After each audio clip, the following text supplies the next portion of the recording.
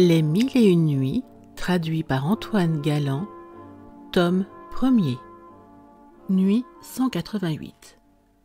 Le lendemain, avant le jour, dès que la sultane Scheherazade fut éveillée par les soins de Dinarzade, sa sœur, elle raconta au sultan des Indes l'histoire de Camaralzaman, comme elle l'avait promis, et dit: Histoire des amours de Camaralzaman, prince de l'île des enfants de Khalédan, et de Badour, princesse de la Chine. Sire, environ à 20 journées de navigation des côtes de Perse, il y avait dans la vaste mer une île que l'on appelait l'île des enfants de Khalédan. Cette île est divisée en plusieurs grandes provinces, toutes considérables par des villes florissantes et bien peuplées, qui forment un royaume très puissant. Autrefois, elle était gouvernée par un roi nommé Schahzaman, qui avait 4 femmes en mariage légitime, toutes 4 filles de roi et 60 concubines. Schahzaman s'estimait le monarque le plus heureux de la terre par la tranquillité et la prospérité de son règne. Une seule chose troublait son bonheur, c'est qu'il était déjà avancé en âge et qu'il n'avait pas d'enfants, quoiqu'il eût un si grand nombre de femmes. Il ne savait à quoi attribuer cette stérilité, et dans son affliction, il regardait comme le plus grand malheur qui pût lui arriver de mourir sans laisser après lui un successeur de son sang. Il dissimula longtemps le chagrin cuisant qui le tourmentait, et il souffrait d'autant plus qu'il se faisait de violence pour ne pas faire paraître qu'il en eût. Il rompit enfin le silence, et un jour, après qu'il se fut plaint amèrement de sa disgrâce à son grand vizir, à qui il en parla en particulier, il lui demanda s'il ne savait pas quelque moyen d'y remédier. « Si ce que votre majesté me demande, répondit ce sage ministre, dépendait des règles ordinaires de la sagesse humaine, elle aurait bientôt la satisfaction qu'elle souhaite si ardemment. Mais j'avoue que mon expérience et mes connaissances sont au-dessous de ce qu'elle me propose. Il n'y a que Dieu seul à qui l'on puisse recourir dans ces sortes de besoins. Au milieu de nos prospérités qui font souvent que nous l'oublions, il se plaît à nous mortifier par quelque endroit, afin que nous songions à lui, que nous reconnaissions sa toute-puissance et que nous lui demandions ce que nous ne devons attendre que de lui. Vous avez des sujets qui font une profession particulière de l'honorer, de le servir et de vivre durement pour l'amour de lui. Mon avis serait que votre majesté leur fit des aumônes et les exhorta à joindre leurs prières aux vôtres. Peut-être que dans le grand nombre, il se trouvera quelqu'un assez pur et assez agréable à Dieu pour obtenir qu'il exauce vos vœux. » Le roi Schahzaman approuva fort ce conseil, dont il remercia son grand vizir. Il fit porter de riches aumônes dans chaque communauté de ces gens consacrés à Dieu. Il fit même venir les supérieurs, et après qu'il les eut régalés d'un festin frugal, il leur déclara son intention et les pria d'en avertir les dévots qui étaient sous leur obéissance. Schahzaman obtint du ciel ce qu'il désirait, et cela parut bientôt par la grossesse d'une de ses femmes, qui lui donna un fils au bout de 9 mois.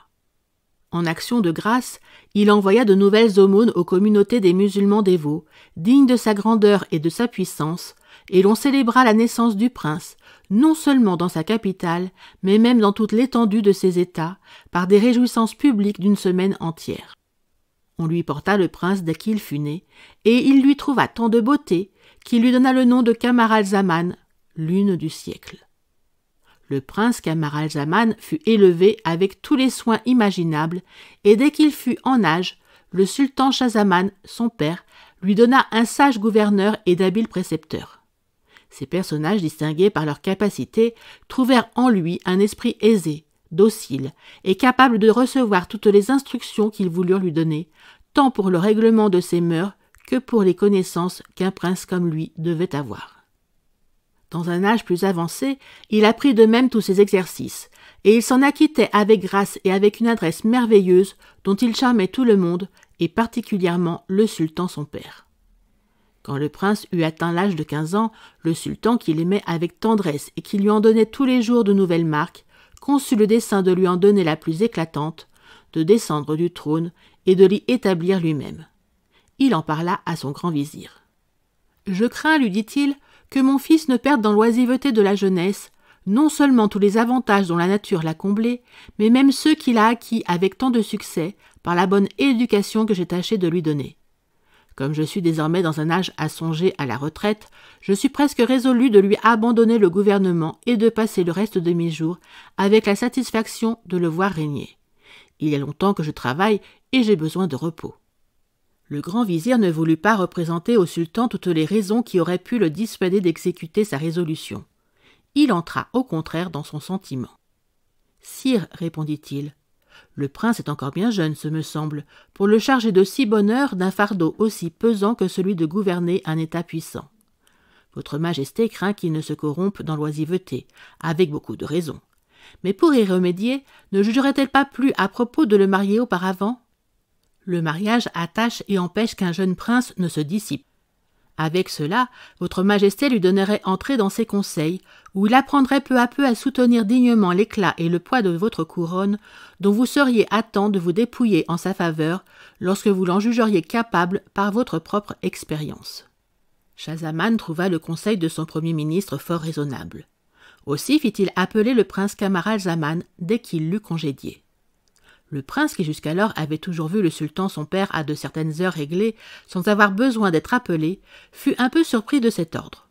Au lieu de se présenter devant lui avec la liberté qui lui était ordinaire, il le salua avec un grand respect et s'arrêta en sa présence les yeux baissés. Le sultan s'aperçut de la contrainte du prince.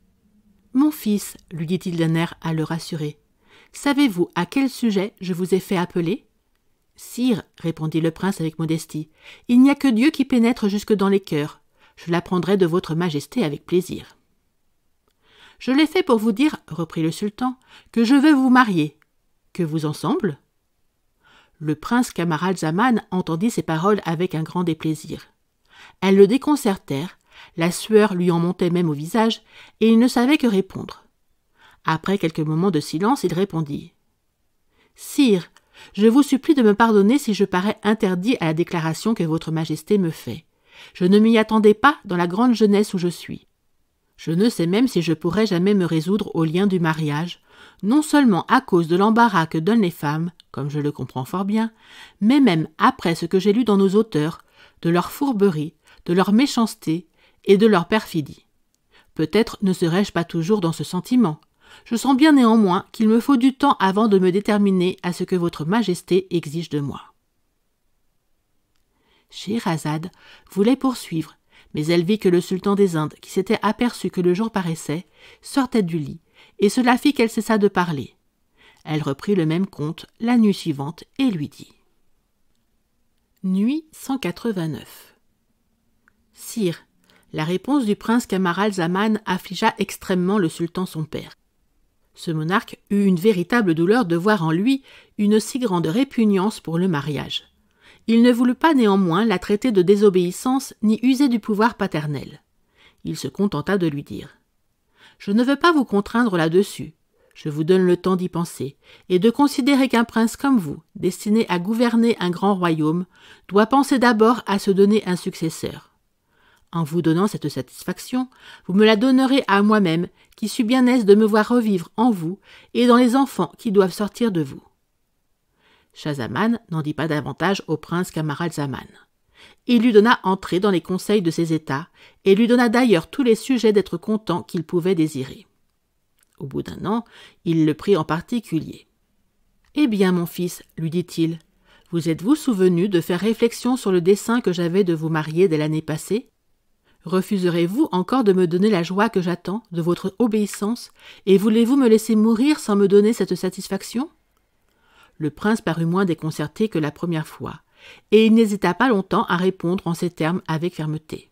« Sire, dit-il, je n'ai pas manqué d'y penser avec l'attention que je devais, mais après y avoir pensé mûrement, je me suis confirmé davantage dans la résolution de vivre sans engagement dans le mariage.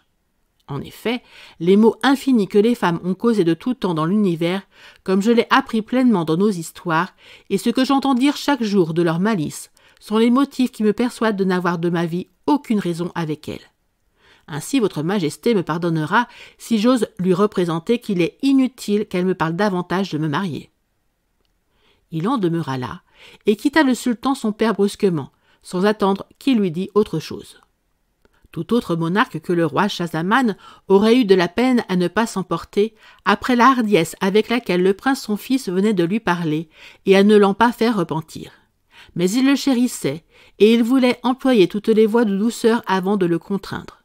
Il communiqua à son premier ministre le nouveau sujet de chagrin que Camaralzaman venait de lui donner. « J'ai suivi votre conseil, lui dit-il.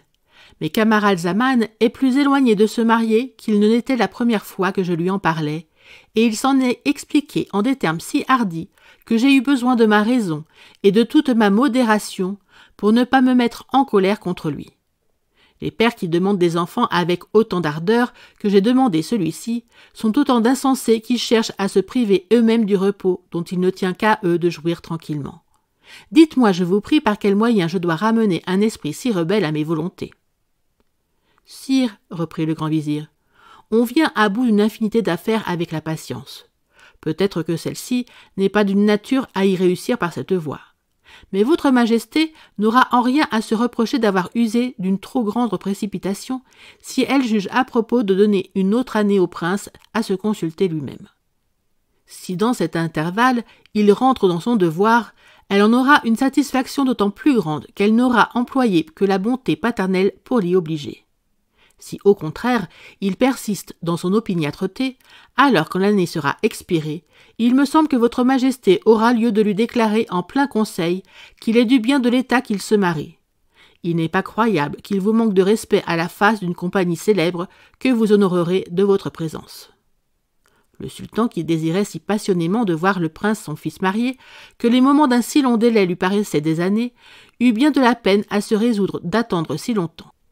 Il se rendit néanmoins aux raisons de son grand vizir qu'il ne pouvait désapprouver. Le jour qui avait déjà commencé de paraître imposa silence à Scheherazade en cet endroit. Elle reprit la suite du conte la nuit suivante et dit au sultan Shahriar. Merci d'avoir écouté cette vidéo. Si cette vidéo vous a plu, vous pouvez vous abonner gratuitement à la chaîne Coin Livre Audio. N'oubliez pas de liker avec le pouce vers le haut. Vous pouvez aussi me laisser un commentaire. À bientôt.